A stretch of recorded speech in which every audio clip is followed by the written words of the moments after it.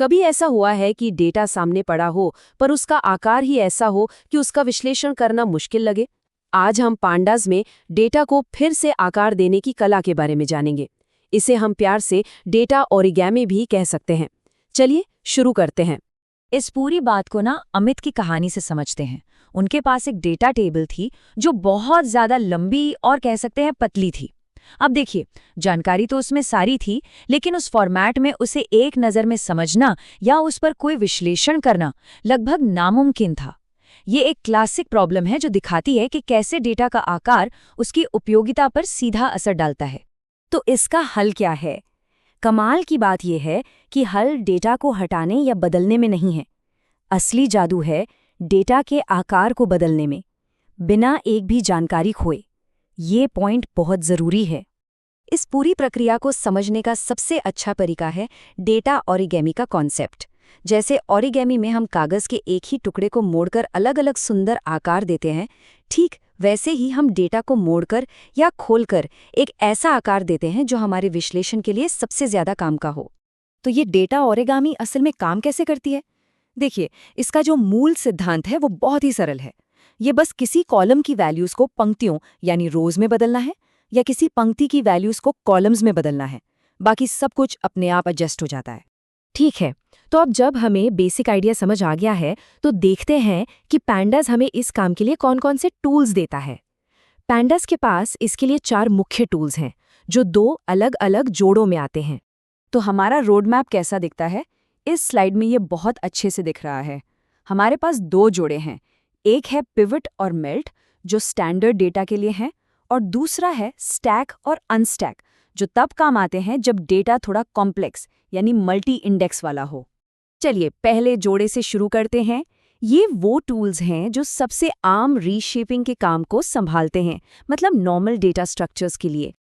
मुझे तो ये सीसॉ वाली उपमा बहुत पसंद आई। ये पिवट और मेल्ट के रिश्ते को एकदम साफ कर देती है। सोचिए, पिवट डेटा को लंबे से चौड़ा बनाता है, मतलब पंक्तियों को फैलाकर नए कॉलम बना देता है, और मेल्ट इसका ठीक उल्टा करता है, चौड़े डेटा को वापस लंबा बनाता है, मतलब कई कॉलम्स को समेटकर पंक्तियों में बदल देता है। आइए पिवट को थोड़ा और करीब से देखते हैं। यहाँ हम देख सकते हैं कि सब्जेक्ट कॉलम की हर एक यूनिक वैल्यू, जैसे मैथ, साइंस, बायोलॉजी, अब एक नया कॉलम बन गई है, और मार्क कॉलम की जो वैल्यूज थी वो इन नए कॉलम में चली गई हैं। इससे एक नज़र में डेटा को कंपेयर करना बहुत आसान हो जाता है। और अब इसका एकदम उल्टा, मेल्ट, ये चौड़े डेटा को लेता है, जैसे यहाँ मैथ और साइंस के अलग अलग कॉलम हैं, और उन्हें 2 नए कॉलम सब्जेक्ट और मार्क में कह सकते हैं पिघला देता है। ये डेटा को कुछ खास तरह के विश्लेषण के लिए ज्यादा फिट बना देता है। तो ये था हमारा पहला जोड़ा। अब बारी है दूसरे की, स्टैक और अनस्टैक। ये तब काम आते हैं जब हम थोड़े ज्यादा जटिल, मतलब नेस्टेड डेटा के साथ काम कर रहे होते हैं। मल्टी इंडेक्स या नेस्टेड डेटा को समझने के लिए इन बक्सों के बारे में सोचिए। जैसे एक बड़ी कैटेगरी के अंदर एक सब कैटेगरी होती है। स्टैक और अनस्टैक हमें इन लेवल्स को मैनेज करने में मदद करते हैं, बिल्कुल वैसे ही जैसे हम बक्सों को एक दूसरे के अंदर पैक करते हैं और फिर उन्हें खोलते हैं। स्टैक फंक्शन क्या करता है? ये कॉलम्स को उठाकर एक के नीचे एक, मतलब वर्टिकली स्टैक कर देता है। इससे एक मल्टी लेवल इंडेक्स बन जाता है। ये डेटा को सिकोड़ने जैसा है, जिससे वो और ज्यादा कॉम्पैक्ट हो जाता है। और जैसा आप सोच ही रहे होंगे, अनस्टैक इसका सीधा उल्टा है। ये इंडेक्स के सबसे अंदर वाले लेवल को लेता है और उसे खोलकर वापस कॉलम में बदल देता है। इससे डेटा फिर से चौड़ा हो जाता है। ये उन पैक किए गए बक्सों को दोबारा खोलने जैसा है। तो अब हमारे पास 4 शक्तिशाली टूल्स हैं, पिवट, मेल्ट, स्टैक और अनस्टैक। लेकिन सबसे बड़ा सवाल तो यही है कि किसी खास काम के लिए सही टूल कैसे चुनें? और इसी सवाल का जवाब है ये रीशेपिंग मैट्रिक्स। ये एक बहुत ही सरल लेकिन पावरफुल गाइड है जो किसी भी रीशेपिंग प्रॉब्लम को हल करने में मदद कर सकता है। ये समझिए कि हर ताले के लिए सही चाबी चुनने जैसा है। इस मैट्रिक्स को इस्तेमाल करना बहुत ही आसान है। बस अपने आप से 2 सवाल पूछने हैं। पहला, डेटा नॉर्मल है या नेस्टेड? ये हमें बताएगा कि हमें किस रो में देखना है। दूसरा, क्या हमें डेटा को चौड़ा करना है या लंबा? ये हमें सही कॉलम दिखाएगा। चलिए, अब तक जो भी सीखा है उसे परखने का समय है।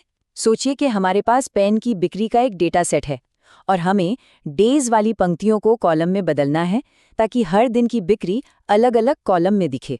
तो मैट्रिक्स के हिसाब से कौन सा टूल इस्तेमाल होना चाहिए? अगर जवाब पिवट था तो आप बिल्कुल सही हैं।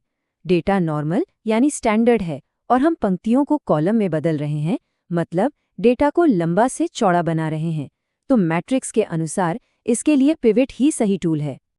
अंत में डेटा के आकार को कंट्रोल करना सीखना बिल्कुल ओरिगेमी सीखने जैसा है।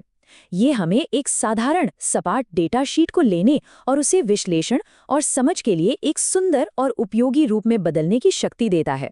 तो अगली बार जब कोई उलझा हुआ डेटा मिले तो बस डेटा ओरिगेमी के बारे में सोचिएगा।